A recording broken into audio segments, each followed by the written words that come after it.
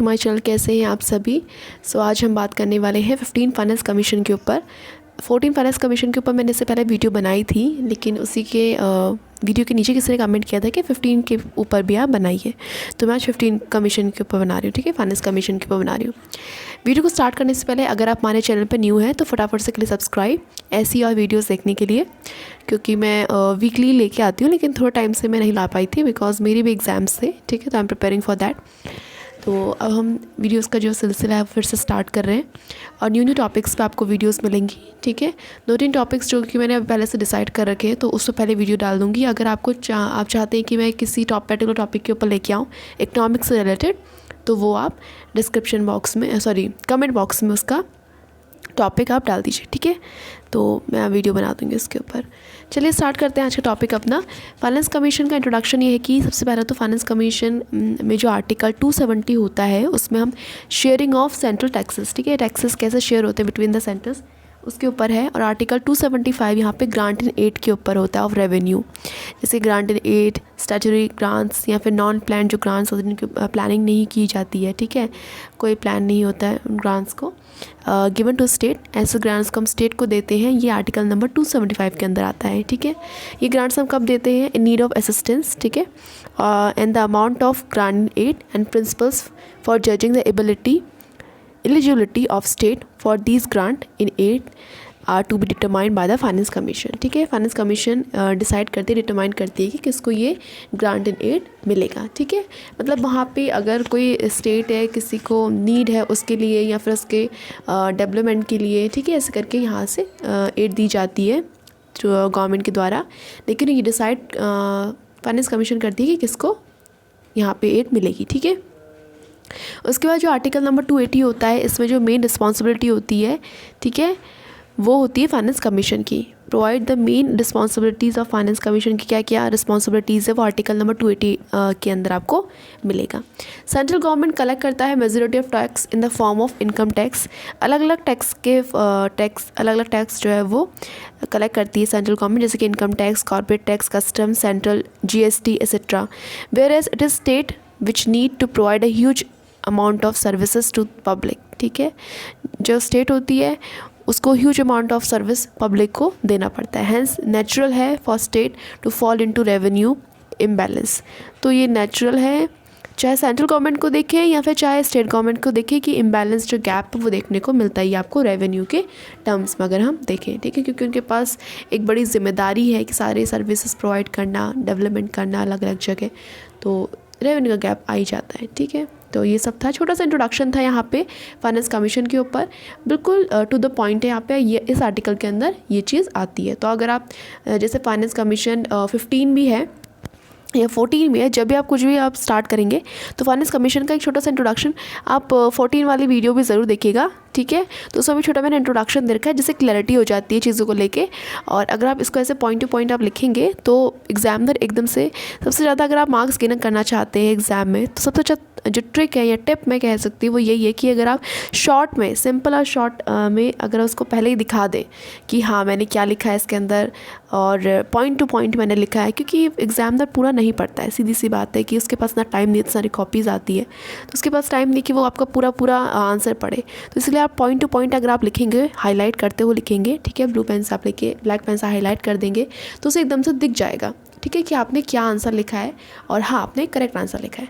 और उसके बाद क्या होता है कि ऐसे मैं आपको और भी बताते रहूँगी किस तरह से आपको अपने आंसर को लिखना चाहिए। और अगर आप कॉम्पिटिटिव एग्जाम्स की तैयारी कर रहे हैं तो फिर आर्टिकल 270 के अंदर ये सेंट्रल टैक्सेस को शेयर करती है। ठीक है, ऐसे करके आप डायरेक्टली शॉर्ट पॉइंट्स पर अपने नोट्स अपने बना सकते हैं। आपको कोई लंबा चौड़ा लिखने की ज़रूरत नहीं है, ऐसा है वैसा है जो भी है।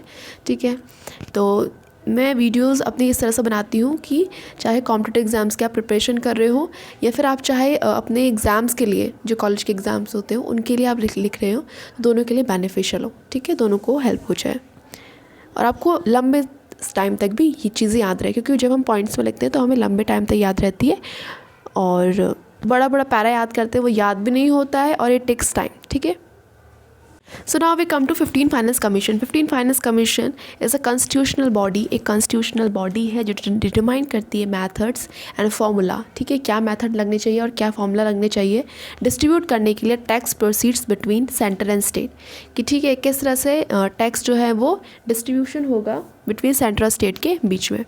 And among the state as per constitutional arrangement, जो कॉन्स्टिट्यूशन में अरेंजमेंट हो रखा है उसके हिसाब से किस तरह से यहाँ पे डिस्ट्रीब्यूशन होगा एंड एट प्रेजेंट रिक्वायरमेंट. ठीक है, कॉन्स्टिट्यूशन के हिसाब से भी हम देखेंगे और अभी की जो प्रेजेंट रिक्वायरमेंट है उसके हिसाब से भी देख के डिस्ट्रीब्यूट किया जाएगा. आर्टिकल नंबर 280 जो होता है of the constitution, the president is required to constitute a finance commission at an interval of 5 years और अर्लियर. ठीक है, तो आर्टिकल नंबर 280 के अंदर जो प्रेसिडेंट होते हैं हमारे इंडिया के, उनको ये रिक्वायर्ड होता है कि वो फाइनेंस कमीशन को क्या करें, कंस्टिट्यूट करें हर किसी इंटरवल में, 5 साल के इंटरवल में, या फिर 5 साल के इंटरवल से पहले भी हो सकता है. ठीक है, कंस्टिट्यूट कर सकते हैं. 15 फाइनेंस कमीशन कंस्टिट्यूट किया था by the president of India ने. कब किया था? नवंबर 2017 में. शॉर्ट में लिखना है, ज़्यादा बड़ा नहीं लिखना है. किसने कंस्टिट्यूट किया था? प्रेसिडेंट ऑफ इंडिया ने डैश नवंबर. कब किया था? 2017 में. और चेयरमैनशिप किसके अंदर किया था? NK सिंह के अंदर. ठीक है, तो इस तरह से आपको लिखना है. तो बड़ा क्वेश्चन लिखना है, इज़, द, वॉज, व्हेन. हमको नहीं चाहिए इतना सारा, क्योंकि ये सब हम, क्योंकि अगर आप आई होप कि आपको थोड़ा बहुत इंग्लिश आती होगी और इंग्लिश मीडियम अगर आपका है, अगर नहीं भी है हिंदी भी है, तो आपको क्या करेंगे, पॉइंट टू पॉइंट यहाँ पे डैश करके आगे से लिखते रहेंगे. ठीक है, इसको जो पीरियड उन्होंने रिकमेंड किया था वो कब से कब है? 21 पीरियड ऑफ 5 year फ्रॉम, ये कवर करेगा 2021 से लेके 2022 तक टू 2025 से लेके 26 तक. ठीक है, ये इसका पीरियड है. तो पहले तो यहाँ पे वर्टिकल डिवोल्यूशन होगा. ठीक है, devolution of tax of union, of the union to state. ठीक है, यूनियन से कैसा स्टेट में होगा डिवोल्यूशन टैक्स का, वर्टिकल हम देख रहे हैं. It has recommended maintaining the vertical devolution. यहाँ पे मेंटेन रिकमेंड किया गया कि हम मेंटेन करेंगे वर्टिकल डिवोल्यूशन किस परसेंट पे? 41% पे. Same in its intermediate report for 2020 and 2021. It is same level of 42% of the divisible pool as recommended by 14 Finance Commission. ठीक है, 42 जो था सेम लेवल, 42 जो % है वो था 14 फाइनेंस कमीशन पे, और 41 यहाँ पे जो रिपोर्ट आई है इंटरमीडिएट रिपोर्ट 2020 और 2021 की, वहाँ पे 41 रखा गया वर्टिकल डिवोल्यूशन. ठीक है, यहाँ पे डिस्ट्रीब्यूशन हो रहा है टैक्स का. ठीक है, यूनियन टू स्टेट किस तरह से होगा. It has made the requirement adjustment of about 1% due to change status of. ठीक है, यहाँ पे एडजस्टमेंट रखा गया क्योंकि जो स्टेटस था वो चेंज हो गया. जम्मू एंड कश्मीर हमारी एक नई यूनियन टेरिटरी बन गई इस वजह से. ठीक है, ये जम्मू एंड कश्मीर वाला, लद्दाख वाली. उसके बाद अब हॉरिजॉन्टल डिवोल्यूशन देख लेते हैं, एलोकेशन बिटवीन द स्टेट. अब किस तरह से स्टेट्स के बीच में हम एलोकेशन करेंगे. पहले तो सेंटर से स्टेट के बीच में आ रहा, ऊपर से नीचे आ रहा था, सेंट्रल से स्टेट की तरफ आ रहा था. अब हॉरिजॉन्टल मतलब, ठीक है, समान. कैसे समान? मतलब एलोकेशन होगा स्टेट्स के ही बिटवीन पे, डिफरेंट स्टेट उनके बीच में किस तरह से डिवोल्यूशन होगा. अब horizontal devolution it has suggested 12.5% weightage दिया जाएगा डेमोग्राफिक परफॉर्मेंस को, 45% दिया जाएगा इनकम को, 15% दिया जाएगा पॉपुलेशन एंड एरियाज़ को, एंड 10% दिया जाएगा फॉरेस्ट एंड इकोलॉजी को, और 2.5% दिया जाएगा to tax and physical efforts को. ठीक है, revenue deficit grants to states. Revenue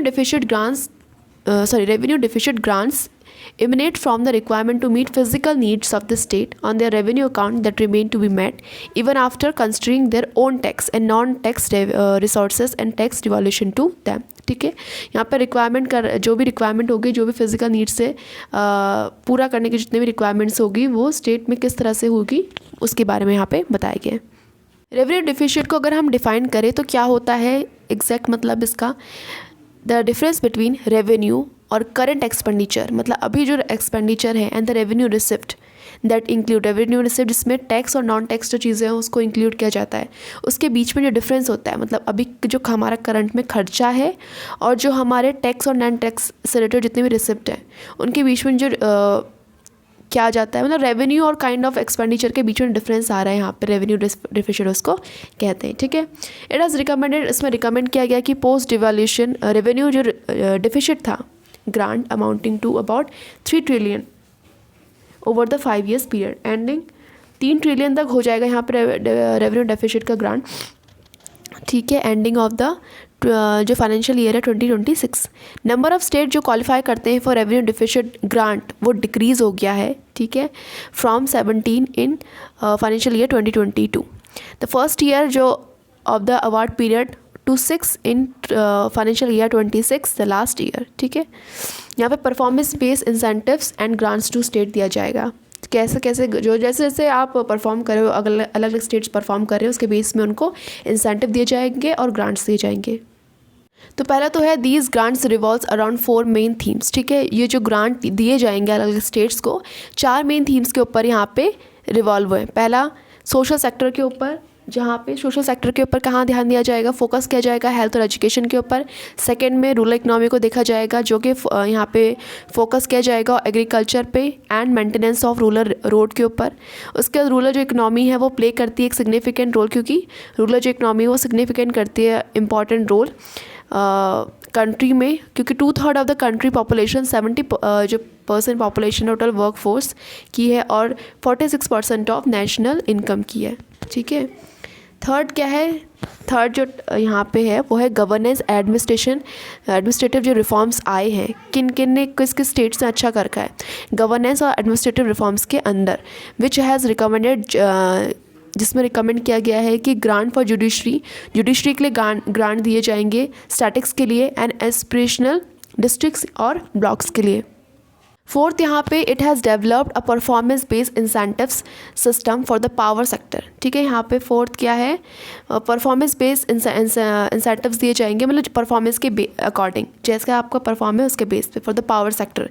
आपने क्या पावर सेक्टर के लिए किया है उसके लिए, which is not link to grant but important additional borrowing window for states, लेकिन एक एडिशनल बोरोइंग विंडो है स्टेट्स के लिए, ठीक है। फिर क्या फिजिकल स्पेस फॉर सेंटर, अब फिजिकल स्पेस क्या है सेंटर्स के लिए। 15 फाइनेंस कमीशन ने ट्रांसफ़र किया डिवॉल्यूशन प्लस ग्रांट, ठीक है। क्या क्या ट्रांसफ़र किया, डिवॉल्यूशन मतलब टैक्सेस वगैरह और ग्रांट्स को constitute about 34% of the estimated revenue gross receipt, ठीक है। जो 34% था एस्टिमेटेड ग्रॉस रिसिप्ट का वो किया टू यूनियन को, and living accurate physical space to meet its resources. 34% तो उन्होंने दिया और बाकी जो है वो लीव कर दिया फिजिकल स्पेस मीट करने के लिए अपने रिसोर्सेज रिक्वायरमेंट को, एंड स्पेंडिंग ऑब्लिगेशन और नेशनल डेवलपमेंट प्रायोरिटीज़ के लिए, ठीक है। अब यहाँ पे ग्रांट दिए गए टू लोकल गवर्नमेंट्स को along with the grants for municipal services and local government bodies. It include performance based grants for incubation of new cities and health grants to local governments. Local जो governments हैं उनको भी new cities के लिए health grants भी provided कराए गए, ठीक है। लोकल गवर्नमेंट को भी यहाँ पे दिया गया। तो कौन कौन से लोकल गवर्नमेंट में किस बेसिस पे दिया गया, न्यू सिटीज़ के बेसिस और हेल्थ ग्रांट्स यहाँ पे दिए गए। In grants for urban local bodies, जो अर्बन लोकल बॉडीज़ हैं उनको ग्रांट दिए गए। Basic grants are proposed only for cities towns, ठीक है। बेसिक ग्रांट्स प्रपोज किए गए यहाँ पे सिटीज़ को, टाउन को having a population of less than a million, जहाँ पे लेस देन मिलियन 1 मिलियन से कम पॉपुलेशन है वहाँ पे दिए गए। For million plus cities 100% of grant are performance link through million plus cities challenge fund.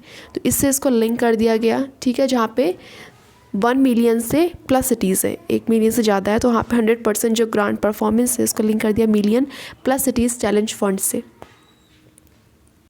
Million plus cities challenge fund amount, इस amount को लिंक कर दिया गया परफॉर्मेंस ऑफ दी सिटीज़, कि ये सिटीज़ किस तरह से परफॉर्मेंस करती हैं in improving there air quality, ठीक है। जैसे दिल्ली है, उसको नीड है कि अपने ये क्या करें, अपनी एयर क्वालिटी को इम्प्रूव करें, ठीक है। तो यहाँ पे क्या क्या ये भी अच्छा पहल है। इसमें क्या करेंगे, वो अपनी एयर क्वालिटी को किस तरह से इम्प्रूव किया जाए उस पर ध्यान देंगे, उसके अपने परफॉर्मेंस पे ध्यान दिया जाएगा।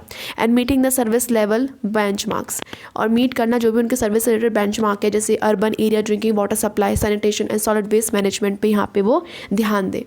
तो ये चैलेंज रखा गया सबके ऊपर, ठीक है। जो भी अच्छा करेगा उसको ये फंड मिल जाएगा, सीधी सी बात है, ठीक है। तो ये सारे 15 फाइनेंस कमीशन के ऊपर पॉइंट्स थे, इंपॉर्टेंट पॉइंट्स जो कि हमने अभी देखे। होप आपको ये पसंद आए होंगे और इस वीडियो से आपको बहुत कुछ सीखने को मिला होगा। अगर मिला तो अपने फ्रेंड्स के साथ भी ज़रूर शेयर कीजिए। वीडियो पसंद आई आप इसे लाइक कर सकते हैं, इसमें से अपने शॉर्ट नोट्स बना सकते हैं और अपने एग्ज़ाम में अच्छा परफॉर्मेंस कर सकते हैं। All the best from my side. ऐसे अगर आपको चाहते हैं कि और किसी वीडियो पर्टिकुलर टॉपिक के ऊपर मैं वीडियो बनाऊँ तो फटाफट से आप कमेंट बॉक्स में डाल दीजिए अपना टॉपिक, और नए हैं तो चैनल को फटाफट सब्सक्राइब कर लीजिए अगर आपने अभी तक नहीं किया है। And thank you very much for watching this video. आपसे अब हम नेक्स्ट वीडियो पर मिलेंगे। और भी मेरी बहुत सारी वीडियोस है जो कि आप प्लेलिस्ट में जाके आप चेक कर सकते हैं, ठीक है। प्लेलिस्ट का लिंक मैं डिस्क्रिप्शन बॉक्स में दे दूँगी, और जितना भी मैं कर सकती हूँ अपने अकॉर्डिंग, अपने हिसाब से मतलब मैं वो करने की कोशिश करूँगी। थोड़ा सा मेरा क्या है कि मेरी भी और भी चीज़ें होती हैं, बैकग्राउंड में बहुत सारी चीज़ चली होती है, तो सब कुछ मैनेज करना दिक्कत की बात होती है। मेरे बहुत सारी वीडियोज़ है जो कि मैं एडिट ही नहीं हो पाते टाइम से, ऐसा भी हो जाता है कभी कभी, ठीक है। तो जो भी सब्सक्राइबर है हमारे, जो भी देखते हैं वीडियोस को रेगुलर बेसिस पे, तो थोड़ा बहुत आप नोटिफिकेशन अपना ऑन कर लीजिए और प्लेलिस्ट में जाके आप वीडियोस को देख सकते हैं। Thank you.